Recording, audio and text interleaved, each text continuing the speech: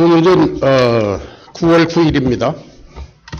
이북에서는 뭐 난리가 났을 겁니다. 오늘은 구구절이라고 해서 북한 정부 수립한 지 70주년이 되는 기념일입니다. 대규모 열병식을 했다고 하지요. 힘을 과시하고.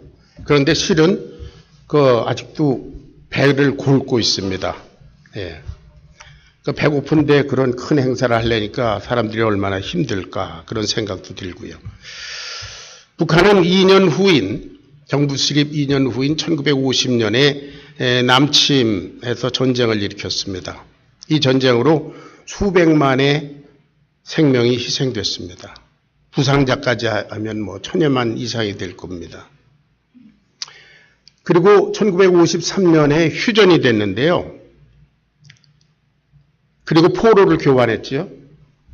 그런데 북한은 약 6만 명 정도의 남한 포로들을 숨겨놓았다고 합니다. 당시에 북한 사람들이 전쟁통에 대거 남한으로 내려옴으로 말미암아서 노동력이 절대 부족한 북한은 국군 포로들을 안 내보내고 숨겼습니다. 나중에 2014년에 북한 UN 인권조사 위원회가 발표한 내용은 북한의 약 8만 명 정도의 한국군이 전쟁 이후에 실종됐는데 그중 5만 내지 7만은 북한과 그 동맹국가인 중국에 억류됐다 이렇게 추정했다고 합니다. 그리고 그들은 대부분 탄광에 배치돼서 평생 고된 노동을 했고 고향과 형제를 그리워하다가 부모를 그리워하다가 거기서 죽었습니다. 그 중에 극소수만이 탈북을 해서 한국으로 왔는데, 그래서 그 사람들이 전해준 내용들입니다. 그런데 대부분 그 사람들이 포로가 됐을 때 대개 10대 후반이었다고 합니다. 16세부터 한 20세 그 정도까지. 참 마음이 아픕니다. 현재 북한에는 한 500여 명 정도의 그 국군 포로가 살아있다고 하는데 그들의 나이가 거의 90대 된다고 하지요. 참으로 생각할수록 비극적인 역사의 흔적을 우리는 한번 더듬어 봤습니다. 오늘 본문에 등장하는 요셉 역시 자신의 뜻과 상관없이 집을 떠나서 에집트로 팔려간 사람입니다. 어느 날 갑자기 그렇게 됐어요. 그는 아버지 야곱이 아주 지극히 사랑하는 17살 난 그런 소년이었습니다. 그러니까 우리 교회로 보면 진하나 우리 제이슨의 나이 정도 되는 그런 아주 순수한 소년이죠. 예. 요셉에게는 여러분이 아시는 대로 형들이 10명이나 있었고요. 근데 그들이 다 요셉을 미워했습니다. 그 이유는 아버지 야곱이 요셉만 편애했기 때문에 그렇고요. 또 요셉은 고자질장이라기보다는 너무 순수한 사람이라서 그런지 자기 형들이 잘못하고 그런 걸 아버지에게 이렇게 고해 바치는 그런 어떻게 보면 좀 이노센트한 그런 사람입니다. 그리고 이 사람은 오늘날 꿈을 한 2가지 꿨는데요. 부모를 비롯해서 자기 형들이 다 자기에게 이렇게 복종하고 뭐 이런 꿈을 꿨는데 그걸 또 스스럼 없이 말하는 사람입니다. 그러니까 형들이 볼 때 점점 아주 밉상을 바치는 그런 순수한 청년이었는데요. 형들이 이렇게 미워하다가 어느 날 죽이려고 했습니다. 그러다 구덩이에 쳐놓고 그리고 애굽 상인들이 대상이 이렇게 지나가니까 그 사람들한테 팔아버렸어요.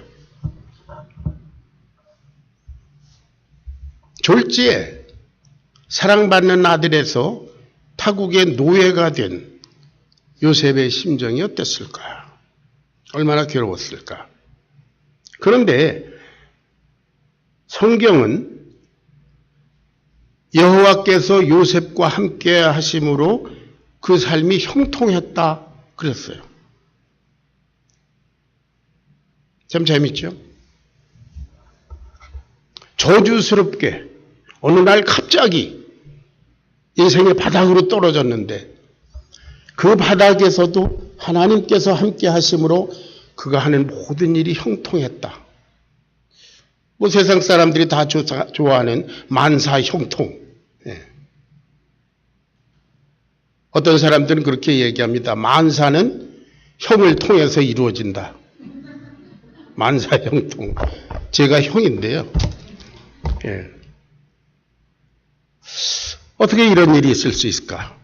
오늘 본문의 오늘 설교의 제목처럼 여호와께서 함께 하시는 삶, 그 형통한 삶이란 과연 어떤 것인가? 우리가 세상적으로 생각하는 형통한 삶과 어떻게 다른가? 한번 그리스도인으로서 생각해 봐야 할 것 같습니다. 요셉이 처음 팔려간 곳은 어디예요? 애굽 왕 바로를 경호하는 경호대장 보디발의 집입니다. 물론 노예의 신분이죠. 그런데도 불구하고 그 노예였지만 아주 애굽의 제2인자의 권력자의 집안에 들어가 있으니까 이게 난 그래도 운수가 좋다 그렇게 생각할 수도 있죠. 그러나 생각해보면 그는 얼마나 괴로웠을까. 아버지, 동생이 보고 싶고 또 형들에 대한 원수 감정과 복수심 그런 것들이 있었겠죠. 어떤 순간에는 차라리 이렇게 사는지 죽는 게 낫다 이럴 수도 있을 것 같아요. 그때 당시에 노예 생활이라는 게 얼마나 혹독했겠습니까. 성경의 기록은 그러나 여호와께서 요셉과 함께 하심으로 그가 형통한 자가 되었다. 모든 일이 성공적이었다 이렇게 말하는 건데 어떻게 그럴 수 있는가. 요셉은 하나님을 믿는 사람입니다. 그리고 그는 하나님께서 자기에게 꿈으로 보여주신 그 비전을 중심으로 사는 사람입니다.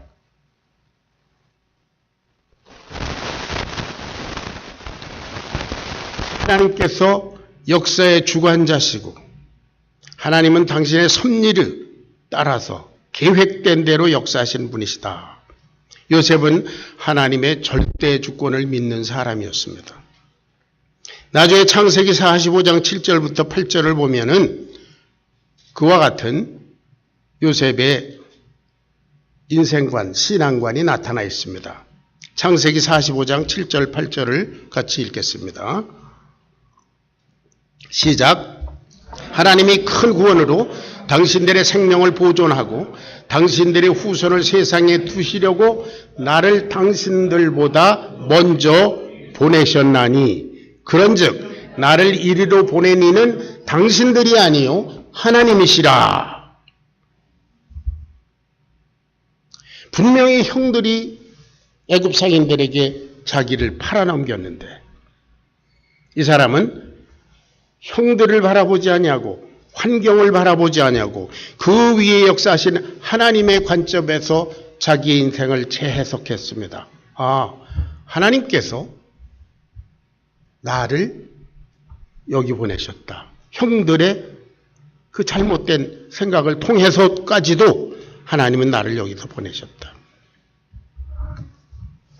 자기 비극적인 인생을 그 자체를 보고 고통하고 괴로워하고 원수 감정을 가지고 이를 박박 가는 지옥 같은 인생이 아니라 하나님의 관점에서 그것을 내려다보는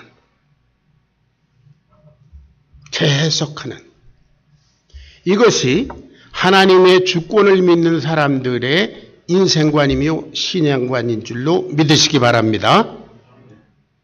내가 지금 비록 이해할 수 없지만 하나님께서는 분명히 뜻이 있다.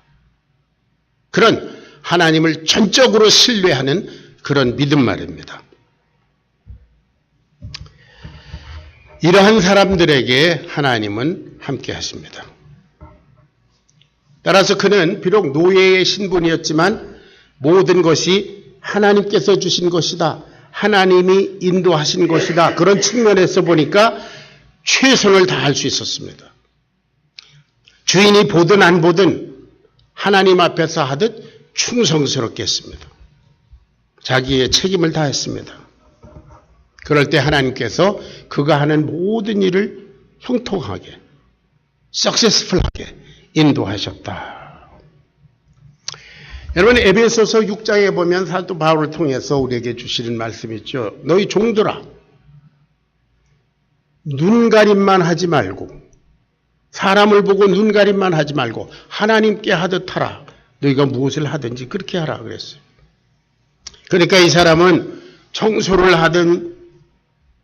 하면서도 하나님께서 지금 이 시점에 내게 주신 일이다. 빨래를 하면서도 하나님께서 내게 주신 일이다. 농사일과 기타 여러 가지 일을 하면서도 하나님께서 이 시점에서 내게 주신 것이다. 그렇게 믿었다는 거죠. 아멘. 내가 어쩌다 재수 없어서 이렇게 됐다. 그러면 그 일을 열심히 하지 않겠죠. 하나님이 하셨구나. 그러면 이 사람에게 기쁨이 넘칩니다. 왜냐하면 보디발이 보든 안 보든 하나님은 보고 계시다. 하나님은 나의 이 사정을 아신다. 그런 믿음이 있기 때문이에요. 여러분, 하나님께서 여러분 일거수일투족을 보고 계신다는 믿음으로 여러분 삶의 현장을 한번 보십시오. 여러분의 직장에서, 생활전선에서, 가정에서 어디 있든지 하나님께서 나를 보고 계시다. 하나님께서 지금 이 시점에서 나를 이 길로 지나가게 하셨다. 이 일을 주셨다. 라는 사명감을 가지고 여러분 자신을 한번 보십시오. 여러분, 주님께서 주신 사명감을 가지고 교회당 청소를 해보십시오. 기쁨이 넘칠 줄 믿습니다. 주님의 사람들을 섬기는 삶을 살아보십시오. 기쁨이 넘칩니다. 성도님들을 생각하면서 기도해 보십시오. 하나님께서 이 사람들을 위해서 기도하도록 하셨다. 여러분, 기도하면서 기쁨이 넘칩니다. 1974년에 제가 미국에 처음에 왔을 때 30세였습니다. 저는 그 2년 전에 예수님을 영접했습니다. 당시 로스앤젤레스에는 사실 한국 사람이 별로 없고 어디 마땅히 물어볼 데도 없고 그래서 좌우 찾아다니면서 짭을 구한 것이 선반공이었습니다. 그 쇠를 깎는 엔진 레이드. 불똥이 튀고 기름이 튀고 이런 막노동이었었으며 그러나 그때 기도한 것이 하나님께서 지금 이 시점에서 나에게 이것을 주셨다 라고 믿으니까 기쁨으로 그 일을 감당할 수 있었습니다. 그 기억이 아직도 생생합니다. 제 아내와 어린 두 아들 데리고 아무도 없는 곳에서 개척사역을 하면서도 하나님께서 우리에게 주신 사명이고 하나님께서 나를 아시고 하나님께서 나를 여기 보내셨으니 그런 믿음 때문에 여러 가지 어려운 일이 있고 육체적으로 힘들고 그렇지만 심령 깊은 곳에선 기쁨이 충만하기 때문에 노후히 감당할 수 있었습니다. 하나님의 은혜입니다. 저는 지금도 기쁨이 충만합니다. 할렐루야. 여러분 한 번 한 번 이렇게 생각하고 이렇게 보고 있으면 참 기뻐요. 어쩌다가 이 귀한 분들을 내가 만나게 됐나. 할렐루야. 네, 여러분 참 귀한 분들입니다. 이 우리의 공동체, 자그마하지만 우리 공동체 얼마나 아름답습니까? 하나님께서 우리를 공동체를 이렇게 묶어주셨는데요. 그분이 우리를 내려다보고 계시고 하나님이 미소를 지실 텐데 심히 기뻐하실 텐데 생각만 해도 기쁩니다. 제게 맡겨주신 이 사역들 기쁩니다. 여러분 무슨 일이든지 시켜만 주십시오. 제가 해드리겠습니다. 아멘? 예. 뭐든지 시켜주세요. 예. 하나님의 섭리를 믿고 절대 순종하는 사람에게 하나님은 함께 하시고 그 모든 일을 다 형통하게 하십니다. 이것이 하나님을 믿는 사람들이 받는 진정한 축복입니다. 창세기 39장 20절부터 23절까지 다시 한번 읽어보죠. 다 같이 시작. 이에 요셉의 주인이 그를 잡아 옥에 넣으니 그 옥은 왕의 죄수를 가두는 곳이었더라. 요셉이 옥에 갇혔으나 여호와께서 요셉과 함께 하시고 그에게 인자를 더하사 전옥에게 은혜를 받게 하심에 전옥이 옥중 죄수를 다 요셉의 손에 맡김으로 그 재반 사부를 요셉이 처리하고 전옥은 그의 손에 맡긴 것을 무엇이든지 돌아보지 아니하였으니 이는 여호와께서 요셉과 함께 하심이라. 여호와께서 그의 범사에 형통케 하셨더라. 여러분, 감옥에 있으면서 형통한다는 게 뭐 얼마나 형통하겠어요? 어쨌든 감옥인데. 그러나 감옥에서 그 죄수를 지키는 그 전옥이 관리가 죄수를 신뢰합니다. 네가 다 해라. 그리고 돌아보지 않습니다. 그가 하는 일이 모두 정직하고 충성스럽고 형통하기 때문에 무엇 때문에 그래요? 여호와께서 함께 하심으로 말미암아. 할렐루야. 여호와께서 감옥에도 함께 하셨다. 아버지 집에서만 함께 한 것이 아니라 노예로 팔려간 거기서도 함께 하셨고 감옥에서까지도 함께 하셨다. 사실 이때 당시 왕의 감옥이란 죽음과 마찬가지입니다. 왕의 특명이 없이는 결코 석방될 수 없는 아주 종신형입니다. 거기서 죽어서 나와야 돼요. 이 죽음의 골짜기에서도 하나님의 절대 주권을 믿는 요셉에게 하나님은 함께 하신 줄로 믿습니다. 이 시간 우리가 다윗의 고백을 한번 들어볼까요? 시편 23편 4절.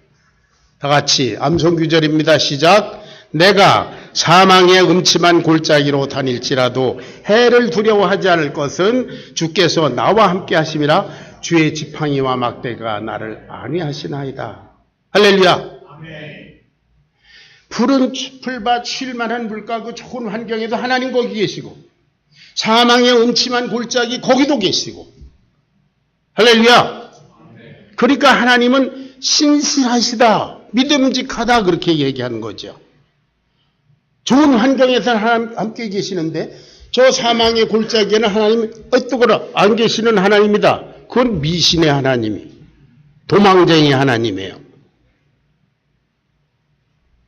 우리 하나님은 우리의 모든 환경에 함께 하시는 줄로 믿습니다. 그가 노예로 감옥에 가고 또 총리가 되고 그 다음에는 어떻게 됐죠? 그 노예로 팔려갔습니다. 그 다음에 또 감옥에 갇혔습니다. 그러다가 또 총리가 됐습니다. 그 다음에 어떻게 됐어요? 끝내? 여러분 성경을 잘 모르시는군요. 끝내 어떻게 됐어요? 죽었어요.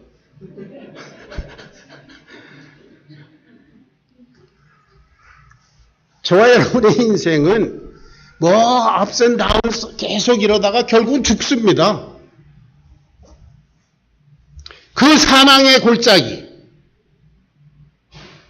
죽음을 관통할 때도 우리 주 예수님은 우리와 함께 계실 것으로 믿습니다. 네. 할렐루야. 그러니까 오늘 이루어지는 모든 일들이 무슨 일을 만나든지 우리가 기쁘고 행복한,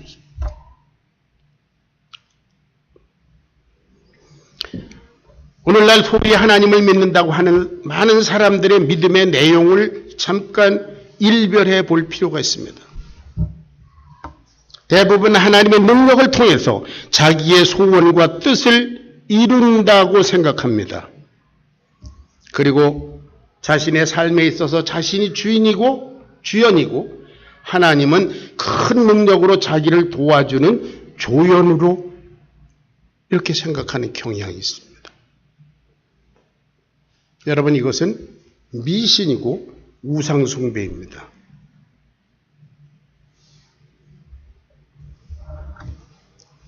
지난번 수행회 때 우리 이조가 그랬나요? 손집사님네 조가 스킷을 했죠? 예. 어떤 크리스찬이라는 엄마가 점쟁이한테 와서 우리 딸이 하버드에 갈까요? 못 갈까요? 이렇게 물어보는 거. 예. 자기 인생에서 자기가 주인공이고 예수님은 조연으로. 그뿐 아니라 하나님을 믿는다고 하면서 일정한 한계를 스스로 금을 딱 정해놓습니다. 다시 말하면 하나님의 주권에 순종하는 정도를 자기 자신이 정해놓습니다. 하나님, 나는 여기까지입니다. 이게 내 한계입니다. 하나님, 더 기대하지 마세요. 나는 요 정도까지 하는 게 내 분량입니다. 아주 깔끔하게 선을 그었습니다. 그런데 여러분, 하나님은 어떠실까요? 그러나 하나님도 깔끔하게 선을 긋습니다. 하나님의 절대 주권에 절대적으로 순종하지 않는 사람에게 하나님은 역사하시지 않습니다. 아멘? 예. 요셉의 삶을 보면 자기가 어떤 선을 그어놨습니까? 하나님께서 우리를 사랑하시는 사랑하신 데는 한계가 없습니다. 하나님이 우리를 죽기까지 사랑하지 않습니까?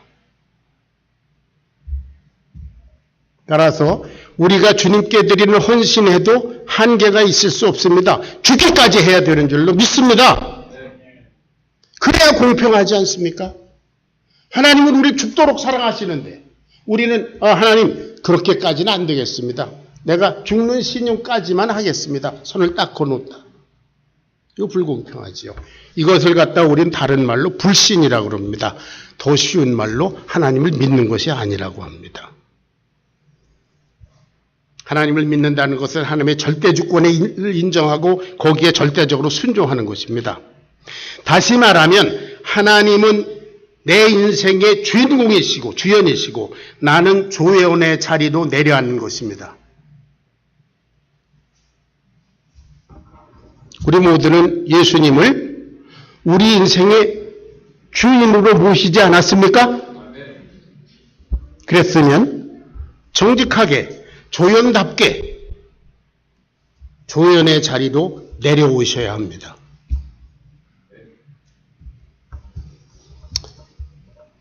자, 여러분, 지금 이 순간 여러분의 인생의 주인의 자리에 예수님께서 앉아 계신지 엄숙하게 확인해 보십시다. 그렇다면 여호와께서 여러분께 함께 하시는 줄로 믿습니다. 여러분, 만일 그렇지 않다면, 만일 여러분의 인생 속에 예수님이 주역으로 계시지 않다면 미안하지만 여호와께서는 여러분의 인생에 안 계십니다. 미안합니다. 왜냐하면 하나님은 결코 둘째 자리에 내려앉는 분이 아니시기 때문입니다. 하나님은 결코 조연이 되실 수 없는 분이십니다. 아멘. 여러분, 유명한 배우 누가 있나요? 아주 유명한 주연만 하는 배우한테 너 오늘부터 조연해라. 너 영화 한 중간 부분 가서 나를 위해서 죽는 것으로 끝내라. 그러면 그 사람이 그 조연하겠어요? 주연만 하던 사람이, 그런 배우가 너 조연해라. 그러면 하겠습니까? 사람도 그런데요.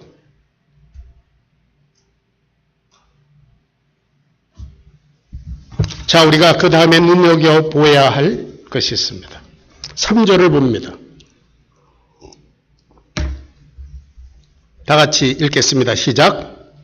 그 주인이 여호와께서 그와 함께 하심을 보며 또 여호와께서 그의 범사에 형통케 하심을 보았더라. 요셉이 여호와께서 나와 함께 하십니다. 할렐루야. 하나님은 내 편에 있습니다. 뭐 어쩌고 나는 하나님께 기도합니다. 하나님 나와 함께 계십니다. 임마누엘 할렐루야. 뭐 이랬다고 해봐요. 주인이 얘 왜 이렇게 야단스러워? 그런데 주인 보디발이 요셉을 보니까 어떻다고 그랬어요? 하나님이 그와 함께 하시는 것을 보디발이 보았다는 거 아니에요. 그리고 여호와께서 그의 삶의 모든 것을 형통하게 하는 것이 증거가 보디발에게 보였다는 거 아닙니까? 객관적으로. 이것은 무슨 뜻입니까? 여러분, 보디발은 여호와 하나님을 믿지 않는 애굽 사람입니다. 그런데 여호와께서 그와 함께 하시는 걸 보았다. 어떻게 봤을까요? 하나님은 보이지 않는 분인데 어떻게 보디발이 그것을 보았을까요?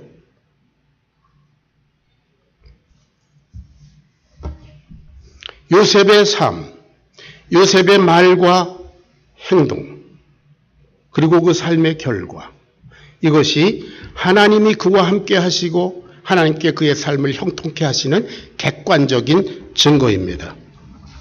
아마도 요셉은 여호와 하나님을 입에 달고 살았을 것 같습니다. 여호와께서 이랬다. 여호와께서 이렇게 하셨다. 여호와께서 나를 여기 보내셨다.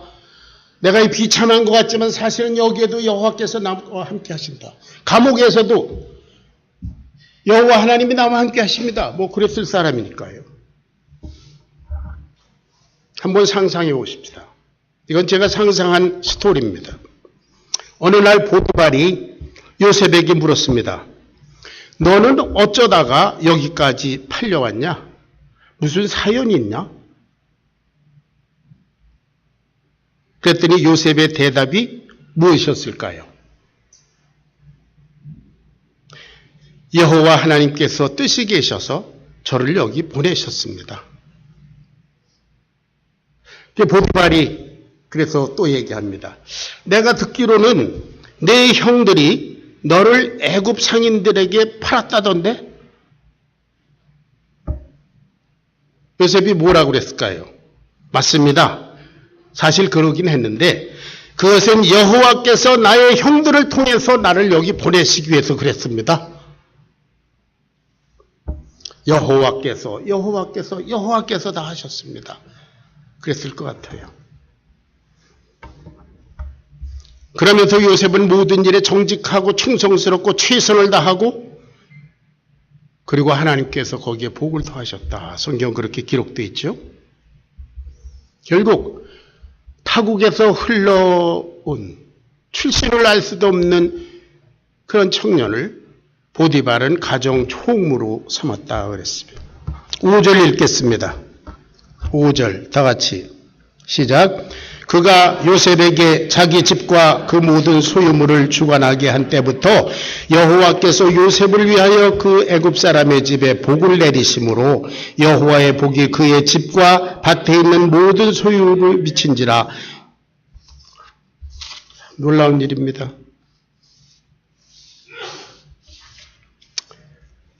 요셉에게 다 위임을 했습니다. 사람들은 말합니다. 나는 하나님을 믿습니다.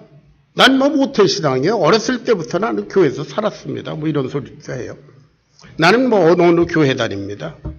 나는 목사입니다. 나는 장로입니다. 안수집사입니다. 나는 권사입니다. 나는 때때로 선교 여행도 다니는 사람입니다. 그런 얘기 여러분 주위에 많이 듣습니다.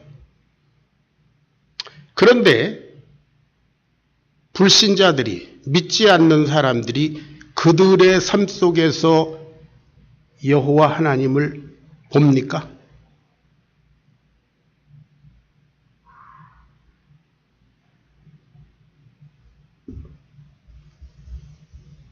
저와 여러분이 이 세상에 나갔을 때 믿지 않는 세상 사람들이 저와 여러분을 보고 아, 이 사람은 하나님의 사람인 게 틀림없다. 하나님께서 이 사람의 삶을 형통하게 하시는 게 보인다. 그런 객관적인 증거가 있습니까?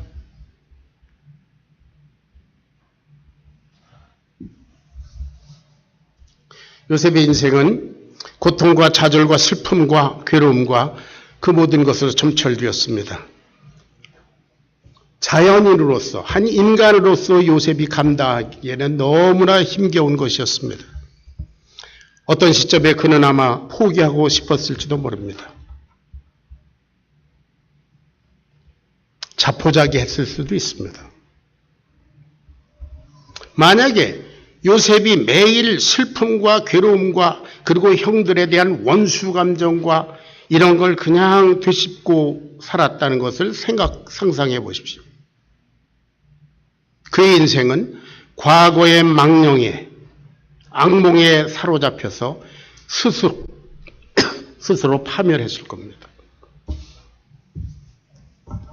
매일을 지옥처럼 살았을 겁니다.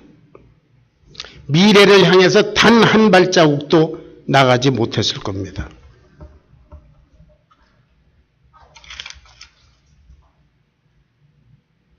전에도 한번 인용한 그런 말이 있죠. 어떤 사람에게 대해서 원수 감정을 갖고 있는 것은 자기가 독을 마시고 그 사람이 죽기를 기대하는 것과 같다 그랬습니다. 로마서 12장 19절 21절을 읽어봅니다.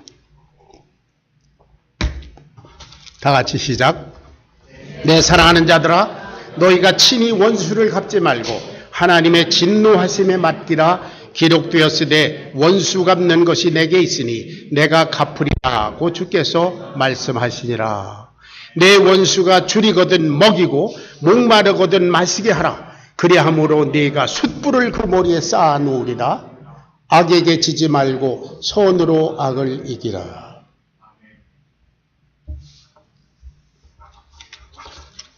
요셉은 거듭 말씀드리지만 하나님의 절대 주권을 믿는 사람입니다.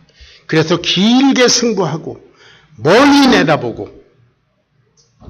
근시안적으로 여기를 보고 사람을 보고 괴로워하고 악감정에 시달리지 않냐고 위를 보고 역사의 주관자이신 하나님은 나를 왜 이렇게 인도하셨는가? 그분의 섭리는 무엇인가? 그 차원에서 자기 인생을 재조명했습니다. 그리고 그는 마지막으로 죽어가면서 유언을 남겼습니다. 만약 요셉이 오늘 현대를 살아가는 대부분의 그리스도인들처럼 기도를 했다면 어땠을까요? 하나님이여, 나를 하루속히 이 상황에서 벗어나서 아버지 집으로 돌아가게 해 주시옵소서. 그랬는데 감옥으로 덜컥 들어갔어요. 하나님, 감옥에서 살아나가게 해 주시옵소서. 몇 년 동안 거기 있었어요, 감옥에서.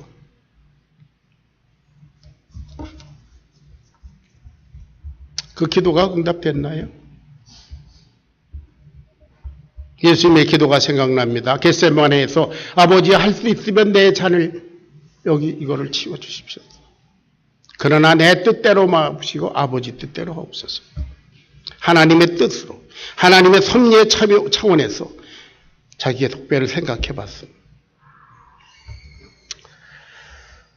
자, 요셉이 남긴 유언은 무엇입니까? 창세기 50장 24절 25절을 읽습니다. 다 같이 시작. 요셉이 그 형제들에게 이르되 나는 죽을 것이나 하나님이 당신들을 돌보시고 당신들을 이 땅에서 인도하여 내사 아브라함과 이삭과 야곱에게 맹세하신 땅에 이르게 하시리라 하고, 요셉이 또 이스라엘 자손에게 맹세시켜 이르기를 하나님이 반드시 당신들을 돌보시리니 당신들은 여기서 내 해골을 메고 올라가겠다 하라. 그렇게 유언을 남겼습니다.